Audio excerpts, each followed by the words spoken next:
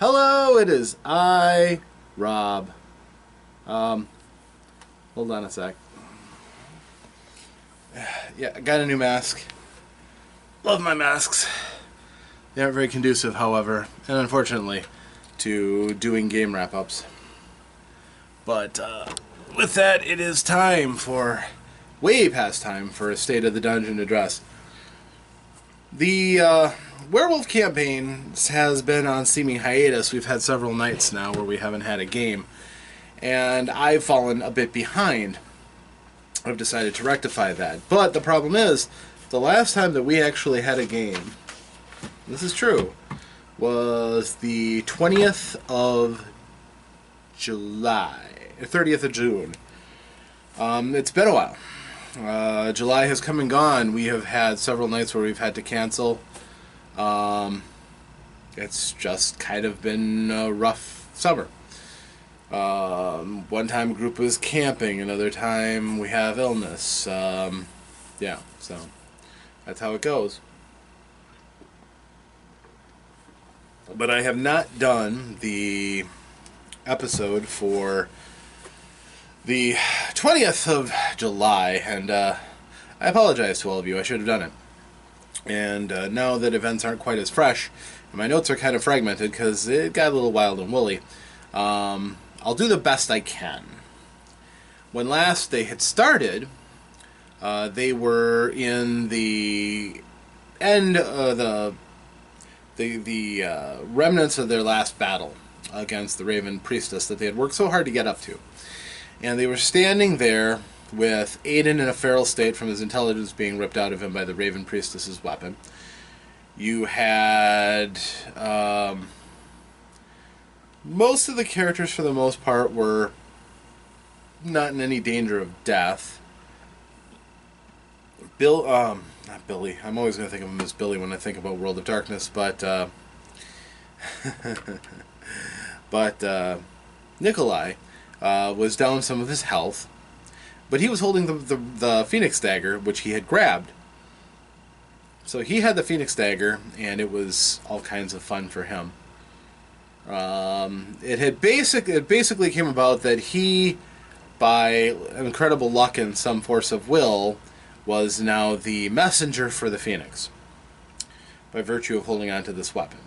Something that the Silverfangs had skirted in their custodianship of the Phoenix Dagger, keeping the Phoenix Dagger out of the flow of destiny and allowing the world to be a little bit more guided by Phoenix, which is what Phoenix wants.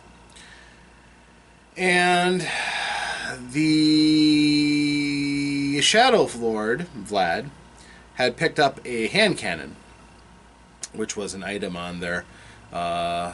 He's pretty pleased with it. It's a good weapon. It's got some other things that he's still unlocking because it's kind of his birthday present. He'll grow into it. Nathan had lost all of his dexterity to the Raven Priestess's weapon, so he was kind of floppy. But with the things that he was skilled at, he was okay to still basically move around and do large muscle coordination things. And the group got together and they were talking about what else they might grab. And Aiden was given a moment of clarity because he had fought hard to defeat the Raven Priestess. I thought it wasn't fair to leave him in a feral state where he wouldn't have chosen anything. I thought if he wanted to, he could have dibs on something that was there. Now, and this I'll admit my memory is a little foggy, I think he talked everybody out of taking anything. 2 items had already been taken, and there was they did remember that anything that was taken there would be a price for. And there were an assortment of very impressive weapons that were left. One of the more tempting ones was a large axe that was a fetish weapon of the Geta Fenris. There was a bone spear that was a fetish for the Wendigo. They could have gotten a great amount of renown for recovering those. But they didn't. If I remember right, they left. If I'm wrong, I will write an addendum in the... And I'm sure my players will let me know about this, but I'll write an addendum in the comments below. So, but basically, they left. There was a glowing portal they were able to walk through and leave that realm of the Deep Umbra. It was like a mega moon bridge, powered by Phoenix, which they were so happy to see. Turns out that one of the perks of being a messenger of Phoenix is that you get a great crash pad in the middle of the Umbra. A large castle, very large castle. Spirits all around it.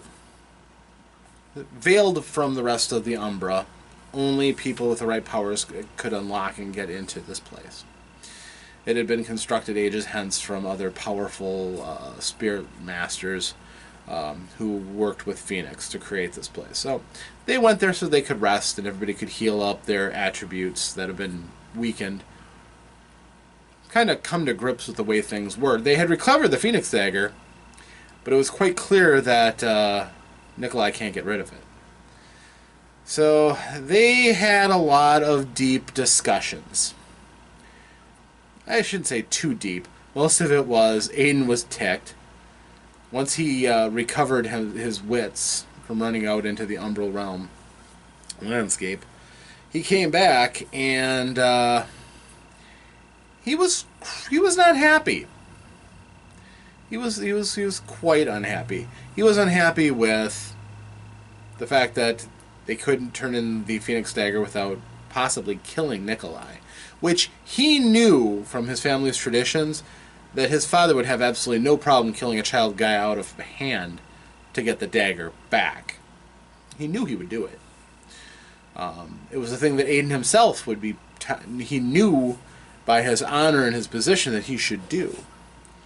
Because, quite clearly, Nikolai is not a person that you would put a great deal of trust in, especially for a major artifact. So that was a thing. Secondly, he wasn't really happy with the way the rest of the fight went out. He wasn't pleased that Vlad was pretty much in a corner. He fired one shot and that was it. He's a big hulking Shadow Lord who shoots his guns from a distance and doesn't seem to optimize himself very well. And his efforts at helping the group are maybe marginal sometimes. So that's an irritant to him. Well, things went okay. They got to heal. But while exploring the keep and everything, and all of their needs were met, the power of the realm basically created food when they needed it, created drink when they wanted it. However, there were secrets, and when walking around, Vlad discovered one of them. He found a ghost in a lower chamber, more one of the dungeons. And as it turns out, this particular ghost is... she has a story. There's a part of my ongoing story with Phoenix, which will be a little sidebar to the adventure that they're in.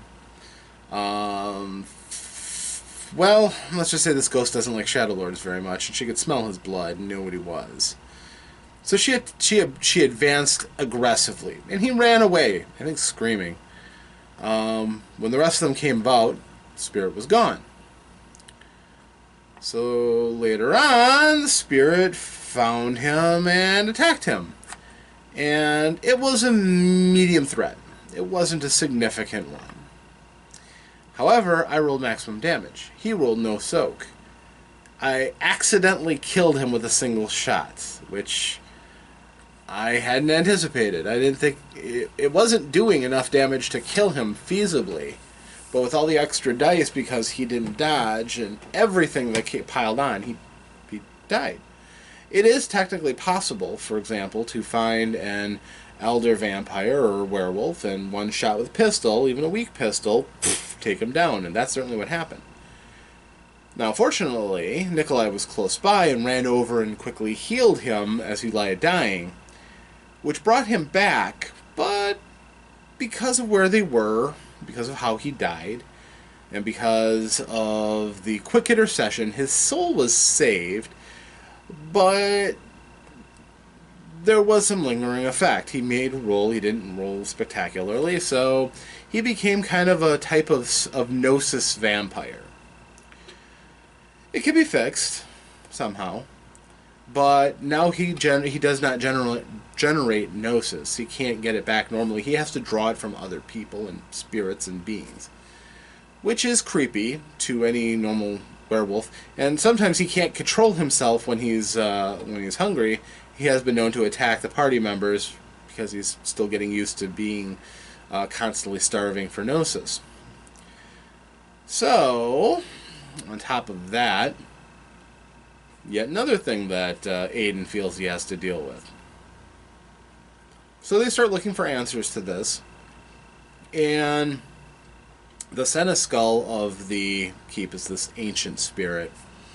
And they consult him because he's very wise. He sees these great acts of destiny playing by, and I believe that's where they get the idea of the Silver River that flows through the Umbra is a place of great trial and perdition for the group, the werewolves, because it is possible to reforge yourself in it, but it's an incredibly painful process. You are literally dying and reforging yourself in a river of molten silver, being prodded and dunked by spirits that are there, their only purpose is to make sure that you keep getting dunked in this river.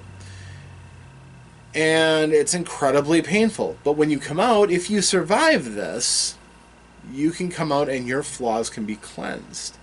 They say that even a metis, the product of two guru mating, who are normally sterile and physically flawed, they have some sort of handicap, can come out fixed and, you know, vital again, able to breed, cured of their deformities, and scars and other things that stop them from being able to do the things they do can be wiped away. So they think that possibly this is the answer. So they have to go find the River Erebus, which, that's an Umbral quest. I've done that Umbral quest before, and the party will get to do it. This is a new group for this one, so they'll get to have fun with it. And who knows, by that time other people may have an opportunity to need it. But right now it's party of one, the Gnosis vampire. They now know of his ailment, and they can feed him and keep him topped off. The moment he gets hungry, he's starting to make will saves. And again, as poorly as he was rolling, it wasn't good. So they left the Phoenix underground realm, and they discovered that they were, you know, close to where they had entered the Umbra the first time. They're not too far away from Plymouth. So they decided they're going to leave. They thought of two major ways that they could progress and possibly not have to kill Nikolai to give the Phoenix Dagger back to the family. They've decided that maybe having the Phoenix Dagger with them isn't a bad thing. Their pack is now de facto a silver pack with a cairn of all the realms. So they have the benefits of that, which are nice. Phoenix is the silver pack who has a totem of Phoenix. It's pretty impressive. So they don't mind that bump. And they're willing to do whatever Phoenix wants because, you know, Phoenix is a major influence and generally seen as the best interest of the whole at heart. I don't know how much they understand that, but it's a really powerful spirit and they think it's better to do its bidding. So be it. The way that they're going to try to survive this whole thing, though, and not return with the Phoenix Dagger that they can give to the Silver Fangs, is possibly getting one of the other items of renown that the Silver Fangs have lost, like the Silver Crown, the relic that gives them basically bragging rights to say that they have the right to rule all the group. Well, there are two other items, too, part of my mythology. There's a raiment, which is like a cloak, made with hair of the first wolf, the great silver wolf that was the progenitor of the white wolves, or the Silver Fangs. Or the scepter, a great war club, which was carried by the first kings of the Silver Fangs. They found out that that club was supposedly stolen by Wendigo ages hence, and may still be fairly close by in the clutches of the Wendigo, who aren't using it to prove dominance over anybody, they're just sitting on it, because that's what the Wendigo can do. Not sit on it in a God. Anyhow, so two-part plan. Number one, take care of Gnosis Vampire. Number two, coming up, they're going to try to get, I believe, the War Club. That is their plan. There was no combat except for the run through from the ghost. They didn't really do anything with the ghost, so that link didn't go anywhere. And as they watch this, they may think, oh, maybe we better go back. No, no, no, you can't. You've got more stuff to do. So you get on with it, puppies. That is pretty much their state. Now, again, the summer is not working out for them. This week, I'm on vacation. I won't be playing or running anything. If they get together on their own, that's wonderful, but I won't be here at my place. So, again, another night where we aren't going to do Werewolf. So hopefully you guys can watch this and relive the past. I know it was kind of unfair that all the action came down to just a couple of people, but it was a kind of a end of one story in the chronicle, getting ready for the next one. So those can happen. There wasn't a great deal of experience for it either, but it was fun. We had a good night with it about a month ago. So. But I am Rob, here in the lair of OmnusI. That was my State of the Dungeon. Again, it's kind of in media res. It's still going to happen. It's just not going to be for another... Not this week, not the next week, the week after that. So we'll be into September by the time the next time we play? No, last week of August. So that's where we stand for Werewolf in this State of the Dungeon. Thank you for watching. I'm Rob. Safe ventures.